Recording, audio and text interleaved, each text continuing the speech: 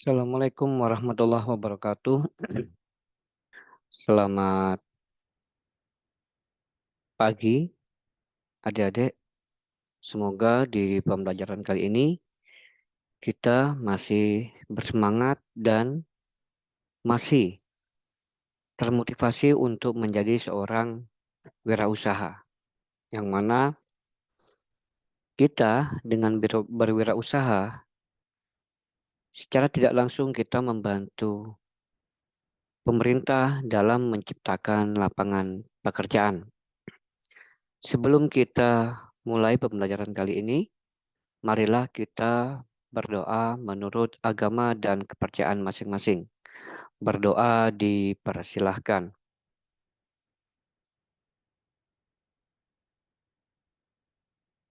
Selesai?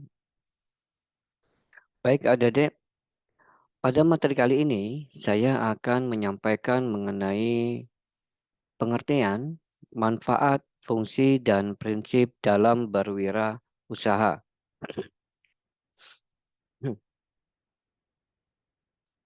Sebelum kita lanjut kepada prinsip, manfaat, dan lain-lain sebagainya, alangkah baiknya kita harus mengerti dulu secara harfiah, secara definisi apa itu wirausaha. Kewirausahaan adalah suatu ilmu yang mengkaji tentang pengembangan dan pembangunan, semangat kreativitas, serta berani menanggung risiko terhadap pekerjaan yang dilakukan demi mewujudkan hasil karya tersebut. Ya. Sedangkan menurut Thomas dan Norman, ya, wirausahawan adalah orang yang menciptakan bisnis baru dengan mengambil risiko dan ketidakpastian demi mencapai keuntungan dan pertumbuhan dengan cara mengidentifikasi peluang dan menggabungkan sumber daya yang diperlukan untuk mendirikannya. Dari dua pengertian di atas, ya, kita bisa mengambil kesimpulan bahwa di dalam berwirausaha, satu, tentu kita dituntut untuk meningkatkan kreativitas. Ya, bagaimana mengembangkan suatu potensi yang ada supaya lebih maksimal, sehingga bisa membantu, bisa memberikan kebutuhan apa yang dibutuhkan oleh masyarakat. Ya, tidak hanya untuk kebutuhan-kebutuhan yang bersifat tersier, akan tetapi lebih mengedepankan kepada kebutuhan primer. Yang kedua adalah kita harus berani menanggung risiko. Ya. Di dalam dunia wirausaha terdapat dua risiko. Yang pertama, risiko keberhasilan. Yang kedua adalah risiko kegagalan. Jadi, dalam menentukan pengambilan keputusan, kita harus benar-benar melakukan perhitungan yang begitu matang. Sehingga di dalam menciptakan atau mengambil keputusan, kita meminimalisir yang namanya risiko. Ya. Sedangkan menurut Thomas di sini, ya, kita melihat bahwa di dalam berwirausaha itu berada kepada ketidakpastian. Ya. Apakah nanti usaha ini akan berhasil atau tidak? Maka di sini kita butuh untuk secara hati-hati di dalam mengidentifikasi peluang, ya, peluang yang ada dan juga digabungkan dengan sumber daya yang kita miliki. Ya. Perlu diingat bahwa di dalam berwirausaha kita harus memulai dari sumber daya yang kita miliki. Apa saja itu? Lakukan hal yang dari kecil, ya. Jangan mengandalkan pinjaman-pinjaman yang dari pihak luar. Ya.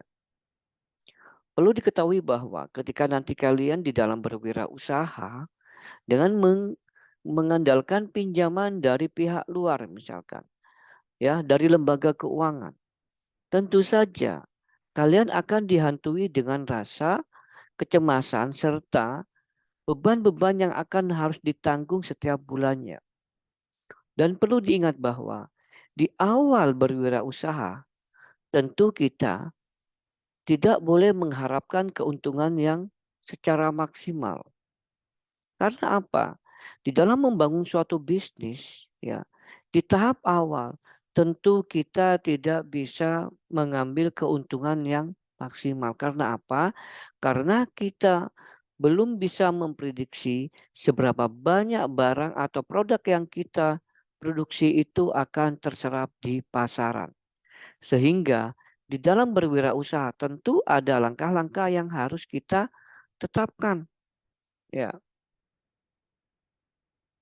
jika nanti kita melakukan peminjaman kepada lembaga keuangan, ya, sedangkan di dalam usaha kita belum ada atau belum istilahnya memberikan pendapatan-pendapatan yang kontinu. Sehingga apa yang terjadi? Akan terjadi yang namanya defisit anggaran. Ya. Pemasukan dari hasil penjualan kurang maksimal, sedangkan pengeluaran-pengeluaran sudah tetap. Ya, misalkan dari lembaga keuangan ditentukan sekian juta, sekian ratus juta. Akan tetapi penghasilan kita jauh di bawah dari itu. Di dalam membangun satu bisnis, satu usaha, tentu di dalam tahun-tahun pertama kita tidak boleh menggunakan keuntungan dari suatu usaha kita untuk kebutuhan rumah tangga.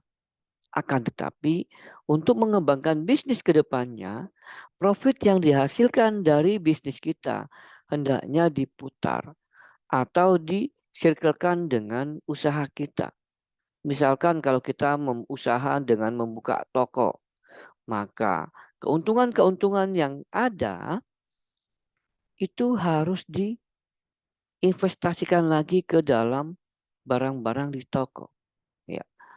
Anggap saja di dalam usaha kita, dalam 1 bulan kita itu memberikan keuntungan anggap 3 sampai 5 juta.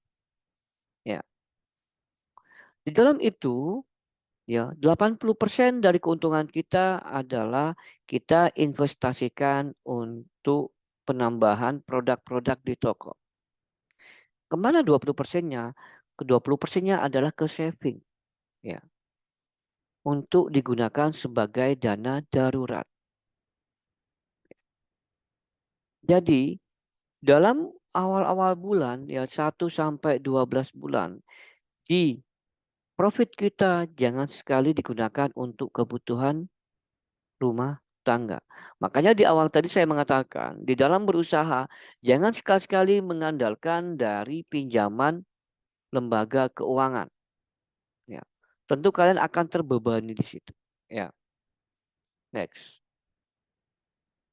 Bagaimana fungsi dan peran wirausaha? Secara mikro, wirausaha memiliki 2 peran, yaitu sebagai penemu atau inovator dan sebagai perencana atau planner. Sebagai penemu atau wirausaha, menemukan dan menciptakan sesuatu yang baru seperti produk teknologi, cara, ide, dan sebagainya. Jadi, intinya sebelum ada satu produk, kalian sudah menciptakan produk baru. Ya, tentu dari penciptaan itu kita tidak sembarangan menciptakan suatu produk, ya. Tentunya kita harus melakukan identifikasi di lapangan atau di pasar. Ya. Produk apa saja kira-kira yang dibutuhkan oleh masyarakat yang tentunya, ya, produk itu belum ada di pasaran. Sebagai perencana, wirausaha berperan merancang tindakan dan usaha baru, ya, merencanakan strategi yang baru, merencanakan ide-ide dan peluang dalam meraih sukses, ya, menciptakan organisasi perusahaan yang baru dan lain-lain. Ya.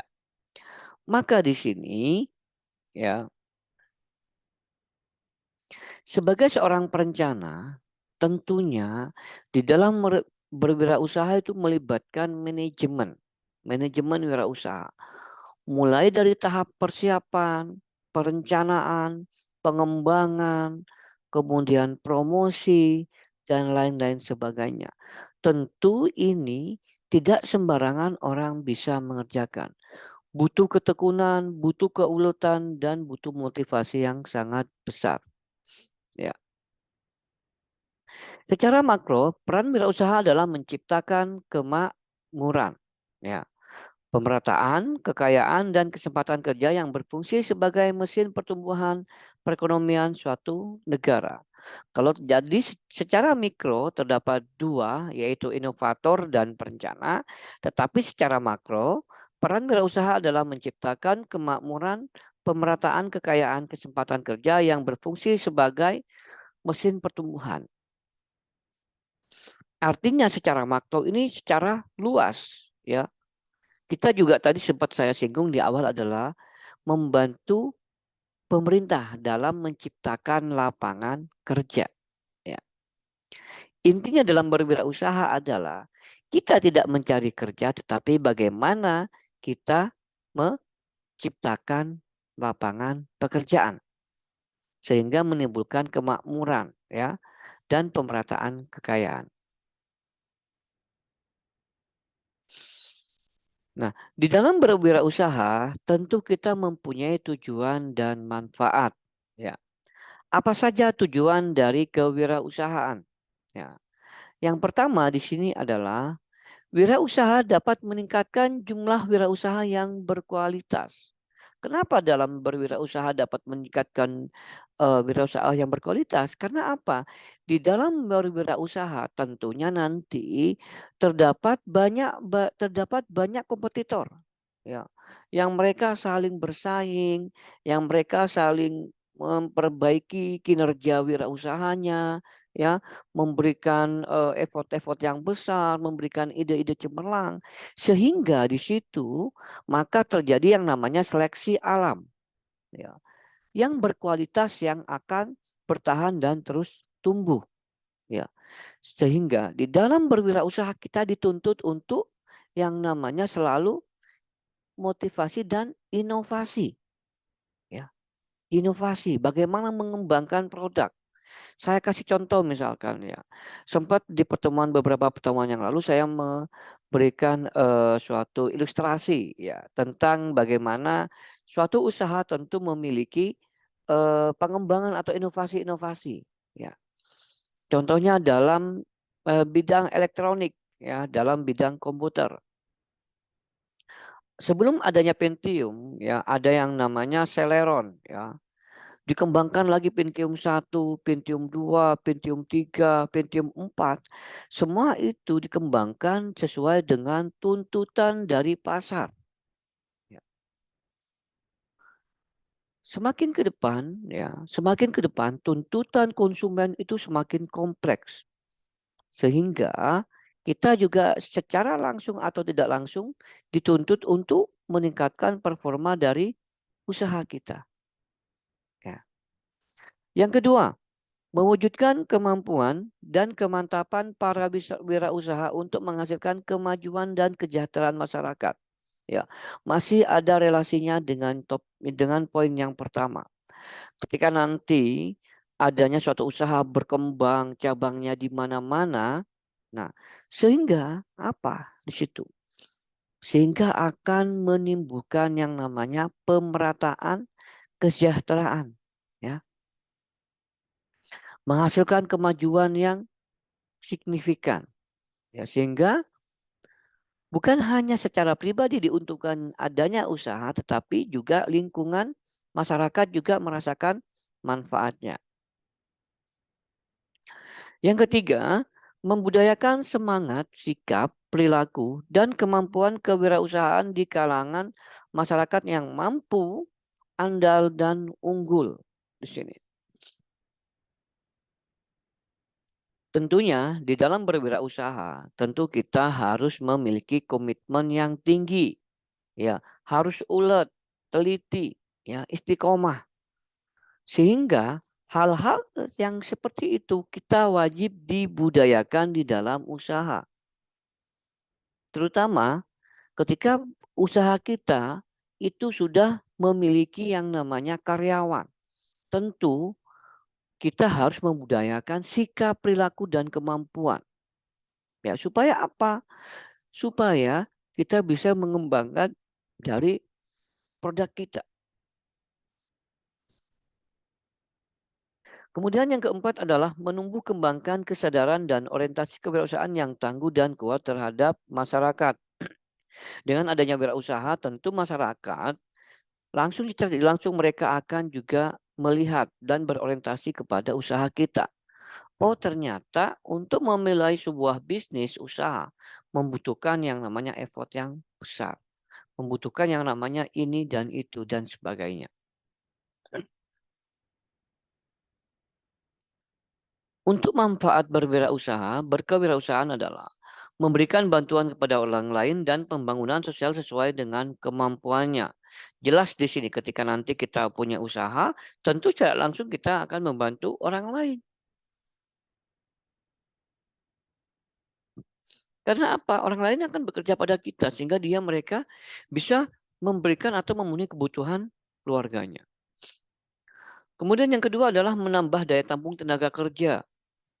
Ya, sekarang banyak ya para pemuda bahkan lulusan sarjana itu jadi pengangguran. Bukan karena mereka tidak mau bekerja, tetapi karena juga lapangan pekerjaan yang begitu sulit. Ya. Di samping mereka juga milih-milih dalam bekerja.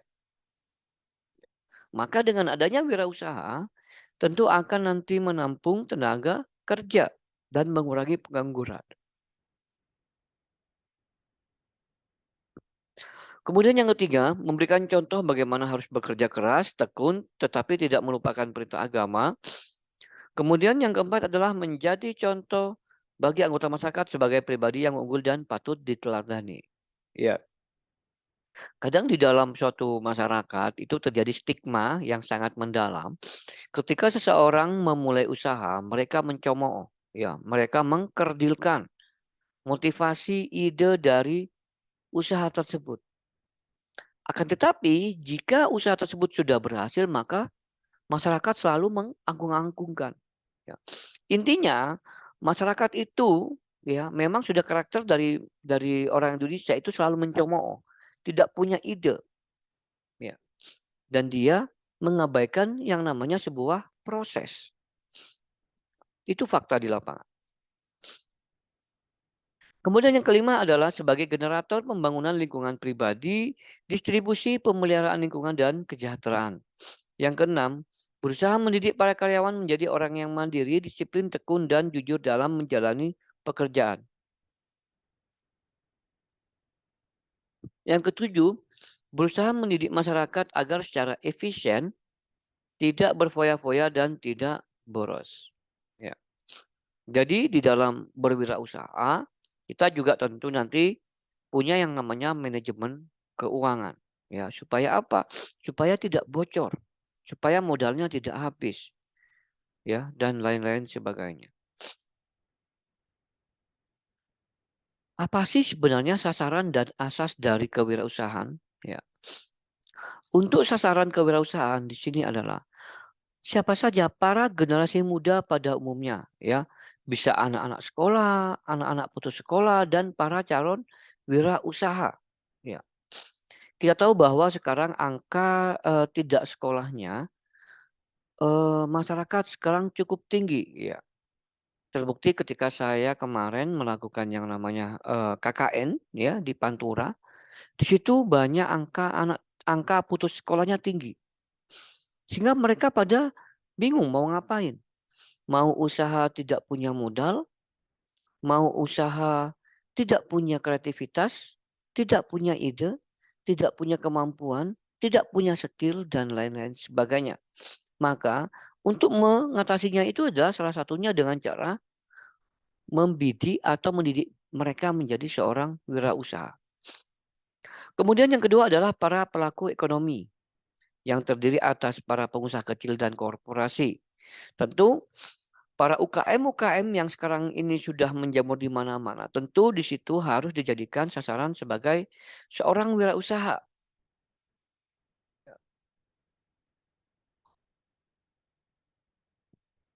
Yang selanjutnya adalah instansi pemerintah yang melakukan kegiatan usaha seperti BUMN, organisasi profesi, dan kelompok-kelompok masyarakat ya.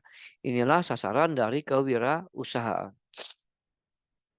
Kemudian bagaimana asas kewirausahaan? Ya. Asasnya yang pertama adalah kemampuan untuk berkarya dalam kebersamaan berlandaskan etika bisnis yang sehat. Ingat di dalam berwirausaha tentu kita tidak boleh melakukan yang namanya tindakan-tindakan yang merugikan orang lain, ya, terutama merugikan kompetitor. Tentu kita harus memiliki etika bisnis yang sehat, ya. Tidak boleh menjelek-jelekan dan lain-lain sebagainya. Di dalam berwirausaha tentu kita boleh berkompetensi. Berkompetensi dalam hal apa? Meningkatkan kualitas produk dan pelayanan. Ya. Serta sistemnya, mutunya bagaimana. Kepuasan pelanggan juga perlu ditingkatkan. Kemudian kemauan usaha untuk secara tekun, teliti dan produktif. Kemudian kemampuan memecahkan masalah dan mengambil keputusan secara sistematis termasuk keberanian mengambil risiko. Ya, itu asasnya. Yang keempat adalah kemampuan berkarya dengan semangat kemandirian. Yang kelima adalah kemampuan berpikir dan bertindak kreatif dan inovatif. Dan inilah dari asas kewirausahaan. Nah, di dalam suatu kewirausahaan, tentu kita harus memiliki karakteristik yang berbeda dari orang lain, terutama dalam mimpi. Ya. Syarat wajib dalam berwirausaha adalah harus mempunyai mimpi. Ya. Makanya ada istilah-istilah yang mengatakan, ya, bermimpilah setinggi langit. Karena mimpi ini adalah termasuk dari visi masa depan. Kamu mau kemana? Ya. Tetapi ingat, kita tidak boleh hanya bermimpi, tetapi kita juga harus melakukan implementasi step by step. Langkah awal dari mimpi itu bagaimana? Kita mempunyai mimpi. Misalkan contoh, manusia mempunyai mimpi untuk melakukan kunjungan ke bulan. Ya. Sehingga beberapa kali kunjungan ke bulan itu gagal. Ya, sehingga pada tahun 1900 berapa itu ya, pendaratan dilakukan oleh yang namanya Neil Armstrong dan kawan-kawan. Nah, itulah pada saat menggunakan pesawat Apollo ke-11. Nah, dari mimpi itulah nanti akan menciptakan atau lahir langkah-langkah untuk menuju ke sana. Berapa pengorbanan yang harus kita lakukan? Baik pengorbanan ide, tenaga, fisik, ya, otak, sumber daya finansial dan lain-lain sebagainya. Kemudian karakteristik sesudahnya adalah ketegasan, ya. Kita tidak boleh mengulur-ngulur waktu dalam mengambil keputusan. Harus cepat, tepat, ya, cepat, tepat. Kemudian pelaku, ya, menentukan suatu tindakan dan melakukan secara tepat dan tepat. Dan kemudian selanjutnya adalah ketetapan hati.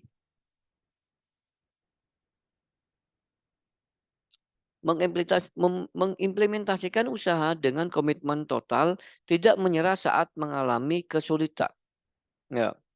Ingat, di dalam suatu usaha tentu kita akan melalui yang namanya siklus-siklus. Ya. Siklus di mana kita mengalami yang namanya defisit, ya, atau pancaroba, atau yang namanya paceklik, ya. Siklus yang mana nanti kita dalam kondisi stagnan, siklus yang mana kita nanti surplus, ya, dan lain-lain sebagainya. Maka di sini membutuhkan yang namanya ketetapan hati, ya, tidak berubah-ubah, ya.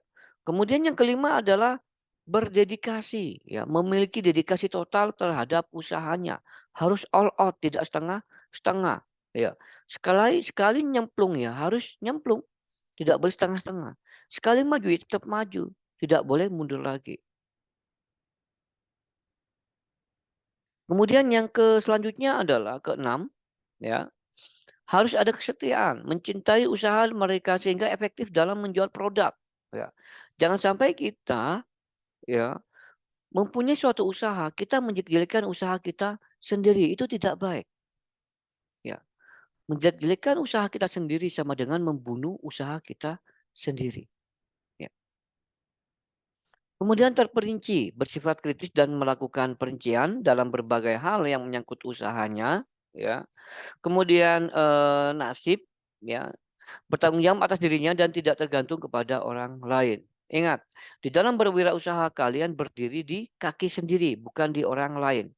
Jadi, apapun yang terjadi kalian harus bertanggung jawab. Entah itu bangkrut, entah itu sukses. Kemudian adalah uang, ya. Menjadikan uang sebagai salah satu ukuran kesuksesan. Jika sukses maka akan mendapatkan uang yang banyak, yaitu hukum dagang, ya. Tapi di dalam Islam, ya, sukses itu bukan karena uang, ya, bukan saja uang, tetapi banyak aspek. Ya. Kemudian distribusi, ya, mendistribusikan atau mendelegasikan sebagian dari tugas, wewenang dan tanggung jawab kepada orang lain.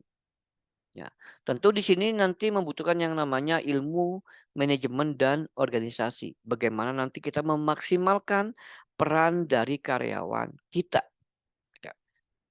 Bagaimana nanti kita, ya, menemukan atau menempatkan posisi karyawan kita kepada yang tepat dengan istilah on the right man, on the right job, on the right man, on the right place.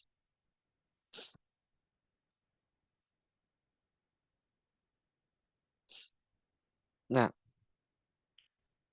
menurut Geoffrey, ya, bagaimana karakteristik dari kewirausahaan? Ya, di sini Meredith itu mengatakan ada 6 karakteristik dari seorang wirausaha. Yang pertama, percaya diri dan optimis. Di dalam membangun suatu produk, ya, hal pertama yang harus kita tanamkan adalah kita percaya diri. Kita bisa sukses, kita bisa optimis. Produk kita bisa laku. Ya. Memiliki kepercayaan diri yang kuat, ketergantungan terhadap orang lain dan individualistis. Ya. Artinya di dalam sebuah bisnis kadang kita harus mempunyai sifat individualistik. Kenapa? Ya, kadang kita harus mengesampingkan pendapat-pendapat dari lingkungan orang lain atau dari circle pertemanan. Kadang ada beberapa circle pertemanan yang tidak mendukung adanya suatu usaha karena mereka bermental pekerja. Ya. Jadi ketika nanti kalian akan berwirausaha, hendaknya kalian memilih circle juga wirausaha. Ya. Supaya apa? Supaya kalian termotivasi, supaya kalian bisa optimis, kalian bisa belajar dari keberhasilan usaha orang lain, ya, di sini. Kemudian yang kedua adalah berorientasi pada tugas dan hasil, ya. Kebutuhan untuk berprestasi laba, mempunyai dorongan kuat, energi, tekun dan tabah, ya, tekad, kerja keras serta inisiatif. Yang ketiga adalah berani mengambil resiko. Nah, di dalam berwirausaha pasti ada yang namanya mengambil keputusan dan risiko. Salah mengambil keputusan maka akan berisiko sangat fatal. Ya. Kemampuan kepemimpinan. Nah, berjiwa kepemimpinan, mudah beradaptasi dengan orang lain, terbuka terhadap saran dan kritik. Ya. Kemudian keorsinilan, inovatif, ya, kreatif, fleksibel, berorientasi masa depan, memiliki visi dan perspektif terhadap masa depan. Dengan kata lain berorientasi masa depan ini adalah punya mimpi. Tentu nanti dalam berorientasi masa depan, kalian juga harus memperhatikan faktor-faktor eksternalnya melalui dari kondisi ekonomi, ya, fundamental di luar negeri juga, kemudian politik juga. Karena apa? Mereka semua nanti secara tidak langsung akan mempengaruhi unit bisnis kita. Ya, contohnya misalkan ekonomi terjadi yang namanya inflasi besar-besaran, ya, yang sangat tinggi. Tentu nanti akan membuat harga-harga barang semakin mahal, ya, sehingga akan menimbulkan daya beli masyarakat menurun. Nah, itu sangat bahaya sekali. Politik, ganti pimpinan, ganti kebijakan, ganti regulasi. Tentu nanti juga akan berpengaruh kepada usaha kita. Ya, itu perlu ya di situ ya. Kalian harus berorientasi atau memikirkan faktor-faktor eksternal juga. Ya. Bagaimana dengan aspek-aspek proses kewirausahaan? Ya, aspek-aspek proses kewirausahaan. Yang pertama adalah kita harus mengidentifikasi dan evaluasi peluang. Pertama, di sini kalian harus melakukan penilaian peluang. Ya. Peluang di sini bagaimana? Ya. Apakah ini termasuk peluang? Ataukah nanti cuma hanya sebatas musiman? Ya. Kadang kita melihat bahwa orang-orang Indonesia itu biasanya cenderung ikut-ikutan. Musim ini semua ya. Musim lato-lato semua. Kalau nanti kalian melakukan produk atau berwirausaha dengan musiman, maka nanti usaha kalian akan juga seumur musiman. Hilang musimnya maka hilang juga usaha kalian. Ya, tentu kalian harus menciptakan peluang yang kontinu. Ya, artinya di dalam suatu memproduksi suatu barang, ya, bagaimana produk kita itu menjadi sebuah produk yang menjadi produk pokok atau primer. Ya.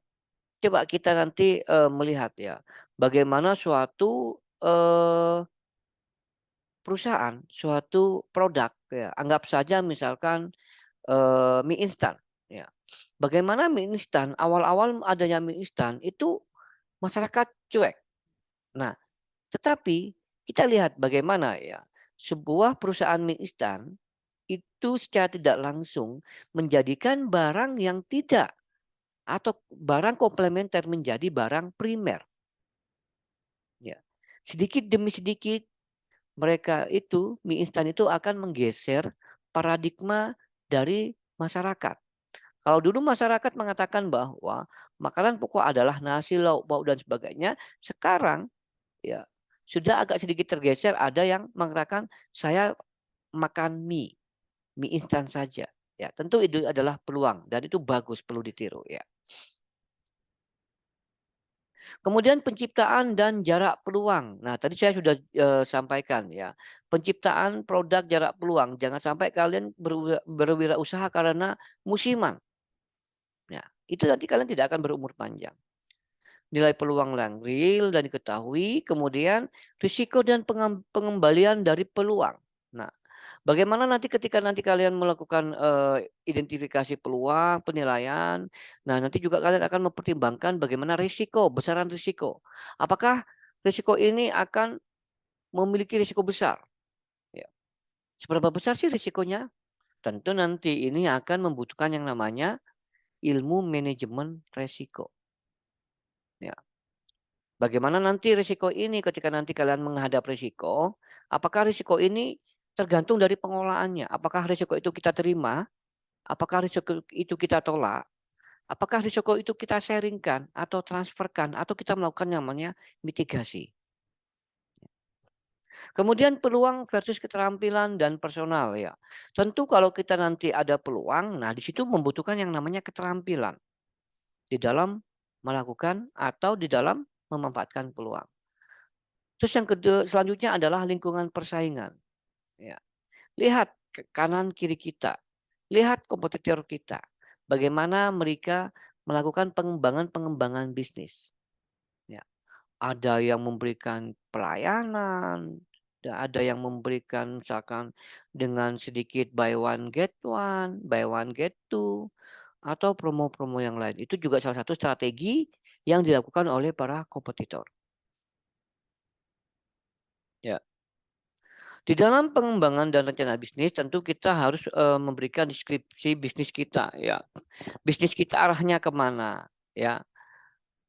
Deskripsi industri kita kemana ya. Apakah nanti hanya kepada FMCG misalkan fast moving consumer good atau mungkin ke bagian layanan jasa. Ya. Kemudian rencanakan teknologi. Teknologi apa yang akan kalian pakai nanti ke depannya dalam memproduksi satu barang. Kemudian rencana pemasaran. Nah, ini kalian bisa mempelajari di Kotler ya. Marketing mix bagaimana nanti di situ. Bagaimana siapa sasarannya, produknya apa, price-nya gimana, promosinya gimana, ya distribusinya bagaimana dan sebagainya. Kemudian rencana keuangan. Nah, rencana keuangan nih ya, manajemen finansial ya. Kadang orang gagal dalam melakukan rencana keuangan bisnis itu karena rencana keuangan ya. Saya sempat mengamati circle atau kehidupan dari orang-orang Jawa terhadap juga orang-orang non Jawa ya, non pribumi istilahnya. Kalau kita melihat dari orang-orang Jawa, kebanyakan ketika nanti memulai bisnis dan berkembang, tiba-tiba bangkrut. Kenapa? Karena mereka tidak bisa mengendalikan keuangan. Ya. Saya kasih contoh. Orang-orang pribumi ketika dia itu mulai usaha, ya, kemudian usaha modalnya udah pertama, misalkan contoh ya, dia mempunyai usaha dengan modal 50 juta. Kemudian terus berkembang, akhirnya dia mendapatkan keuntungan 150 juta misalkan. Nah, orang pribumi ketika sudah melihat 150 juta, dia itu sudah gatal, pengen membeli mobil yang harganya 300 juta misalkan. Lah, Pak tadi kan 150 juta.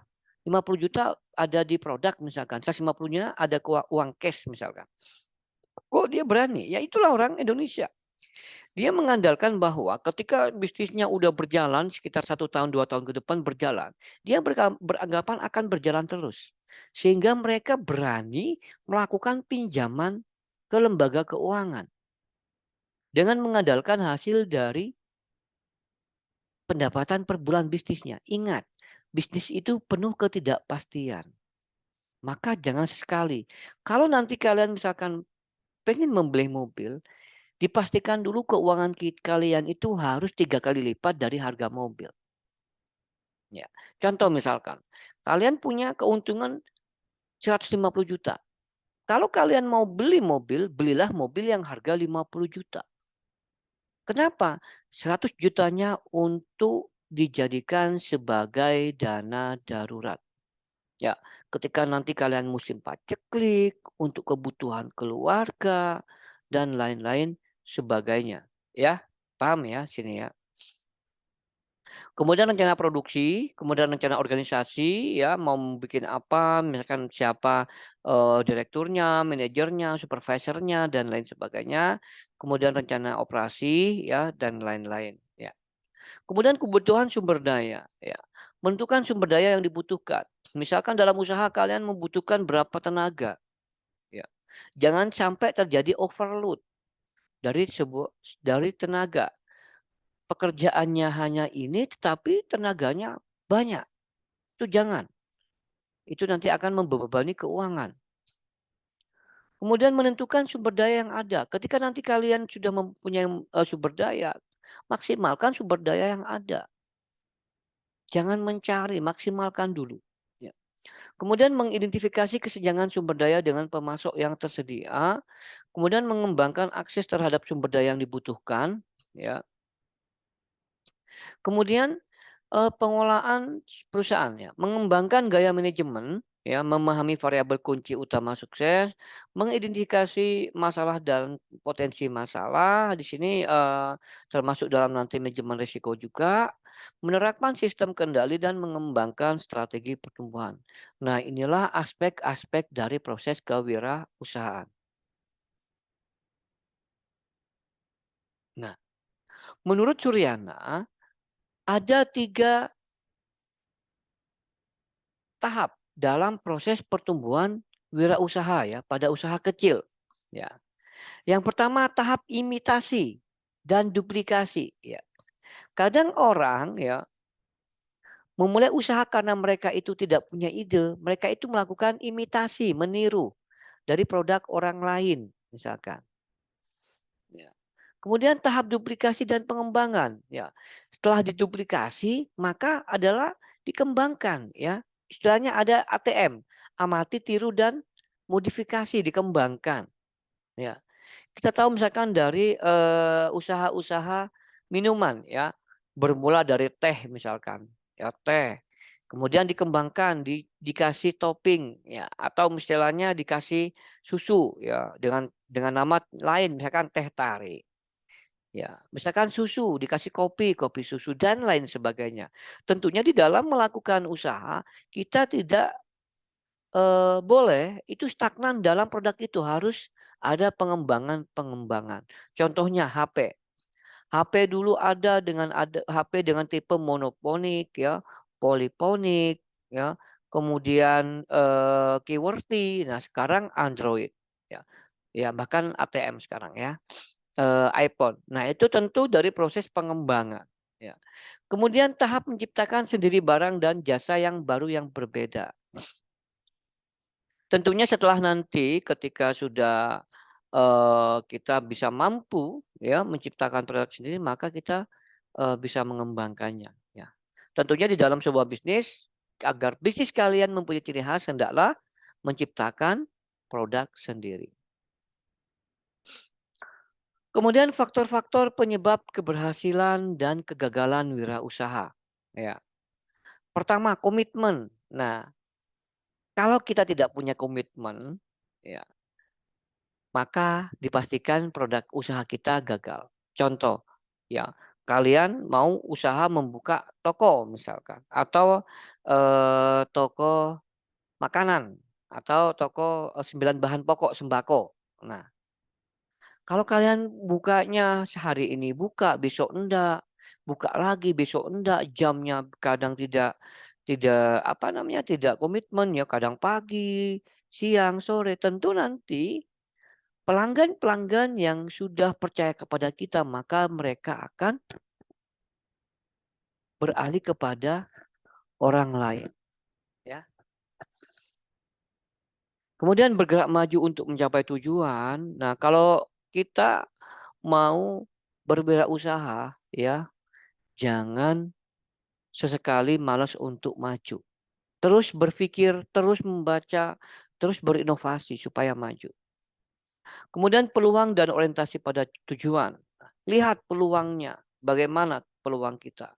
Peluang di sana apakah sudah linier dengan tujuan kita dalam membangun usaha atau bisnis. Mengambil inisiatif dan tanggung jawab pribadi, ya. Kemudian konsisten terhadap pemecahan masalah. Kebanyakan dari usaha-usaha atau para pengusaha muda itu gagal karena apa? Dia tidak konsisten dalam memecahkan masalah. Ketika masalah di awal-awal sudah dilewati, mereka cenderung apa ya? Cenderung mereka itu ada yang tidak kuat, ya, sehingga mereka beralih apa ya? Berubah haluan, ya. Misalkan awalnya usaha bidang produk makanan menjadi produk baju atau konveksi misalkan, yang mereka berubah-ubah setiap ada masalah. Tentu itu tidak di apa ya? Dipakai oleh seorang wirausaha. Kemudian adalah mempunyai sense of humor, ya. Mengambil risiko yang telah diperhitungkan dan mencari risiko, ya. Ini lebih kepada manajemen risiko nanti. Kemudian yang selanjutnya adalah memiliki obsesi untuk mendapatkan dan mendayagunakan peluang, ya. Harus punya obsesi situ, ya. Kemudian memiliki kreativitas dan fleksibilitas, tentu di dalam wirausaha harus memiliki kreativitas. Kemudian, ya, ada 10 kesalahan fatal dalam berwirausaha. Ya, tentu ini ya. Yang pertama adalah ketidakmampuan manajemen, ya. Jadi kita gagal dalam mengatur, baik itu mengatur keuangan, mengatur sumber daya tenaga kerja, sumber daya produksi kita, itu kita tidak bisa, ya. Kemudian kurang pengalaman. Kurang pengalaman menyebabkan orang tidak bisa mengambil keputusan, tidak bisa membaca pasar, tidak bisa membaca peluang, ya, sehingga akan kesulitan bagaimana produk ini, ya. Misalkan kita sudah mempunyai produk, nah kita bingung mau dikemanain karena kita tidak punya pengalaman dalam bidang pemasaran misalkan, ya. Pengendalian keuangan yang buruk tadi sudah saya sampaikan ya di depan, bagaimana seorang pribumi ketika sudah sukses di tahun pertama, tahun kedua sudah tergesa-gesa membeli mobil dengan harga yang melampaui dari modal usahanya, itu sangat berbahaya, ya. Kemudian lemahnya usaha pemasaran. Ingat, Ya, ujung tombak dari sebuah, usaha adalah pemasaran. Bagaimana orang itu bisa tahu dengan usaha kita? Dengan caranya tahu, orang itu akan mencoba-coba untuk merasakan produk kita, ya, usahakan jasa kita, ya. Tidak mungkin usaha kita akan jalan kalau orang lain tidak tahu tentang produk yang kita ciptakan, jasa yang kita berikan, ya. Kemudian kegagalan mengembangkan perencanaan strategi bisnis, ya. Tidak gagal, strateginya gagal, ya. Karena gagal banyak banget, ya. Dari strategi dalam memasarkan, strategi dalam, menentukan harga pasar, strategi dalam, eee, apa namanya, pemasaran dan sebagainya, ya. Kemudian pertumbuhan yang tak terkendali. Nah, terlalu banyak memproduksi barang sehingga barang itu menumpuk. Akhirnya barang itu tidak terserap di pasar, sehingga menjadi bad stock, rugi. Atau terlalu banyak di pasar nanti menyebabkan harga tidak stabil, yang menyebabkan nanti profit kita juga akan menurun. Kemudian lokasi yang buruk, ya, karena strategis tentu di dalam sekarang, ya. Dulu di dalam, tahun-tahun 90-an, ya, ada paradigma bahwa di dalam masyarakat kalau mau berusaha atau membuka toko itu harus di perempatan karena di situ banyak orang lalu lalang. Tetapi se dengan perkembangannya zaman, paradigma itu hilang, harus kita kubur dalam-dalam. Kenapa? Sekarang ini kalau kita mempunyai lokasi yang sesuai dengan paradigma yang tadi bahwa usaha harus di perempatan. Sedangkan sekarang semakin ke depan semakin banyak jumlah kendaraan, semakin padat. Yang tentu nanti kalau kita berada di perempatan yang notabene nanti ada yang namanya traffic light. Tentu akan menyebabkan orang, ya, untuk mampir itu males karena apa? Tidak ada tempat parkir dan lain-lain sebagainya. Kemudian pengendalian persediaan yang tidak tepat, produksinya terlalu terlalu banyak sehingga menimbulkan bad stock atau rusak. Atau yang kedua, di pasaran kurang tersedia yang menyebabkan terjadi yang namanya switching brand, ya. Switching brand itu adalah sebuah proses di mana pelanggan itu yang awal mula ke kita itu mengambil dari produk orang lain yang sama, ya, ya, itu namanya switching brand. Kemudian penetapan harga yang tidak tepat, tadi sudah bilang terlalu mahal, terlalu murah, itu juga salah. Terlalu mahal salah, terlalu murah juga salah. Kemudian ketidakmampuan membuat wirausaha. Tentu ini akan menjadi hal yang mendasar, ya, dalam pengembangan usaha. Kemudian yang selanjutnya adalah memiliki kemampuan leadership. Ya, leadership seperti apa? Ya, selalu terbuka dan bekerjasama, keinginan belajar, memiliki motivasi dan berkemauan dan berorientasi, ya, seperti itu. Baik adik-adik, ada yang, ditanyakan, ya, jika ada yang ditanyakan, nanti bisa langsung, japri ke saya atau diskusi di, ruangan saya, ya. Baik, mungkin, dari saya mengenai, materi ini cukup sekian, ya. Kurang lebihnya saya mohon maaf, mari kita tutup dengan membaca hamdalah. Alhamdulillahirabbil alamin. Baik adik-adik kurang lebihnya saya mohon maaf dan saya akhiri, ya. Assalamualaikum warahmatullahi wabarakatuh.